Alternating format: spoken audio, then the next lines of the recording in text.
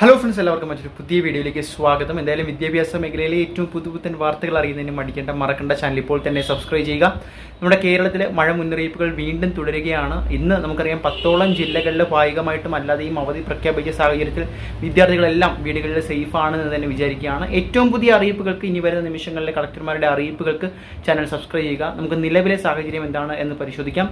കേരളത്തിൽ ഇപ്പോഴും വടക്കൻ ജില്ലകളിൽ, അതായത് എറണാകുളം മുതൽ മുകളിലോട്ട് കാസർഗോഡ് വരെ യെല്ലോ അലർട്ടാണ് 10 മണിക്ക് ഇപ്പോൾ പ്രസിദ്ധീകരിച്ച ഏറ്റവും പുതിയ കാലാവസ്ഥാ നിരീക്ഷണ റിപ്പോർട്ടിലുള്ളത്. Alert yellow അലർട്ടാണുള്ളത്.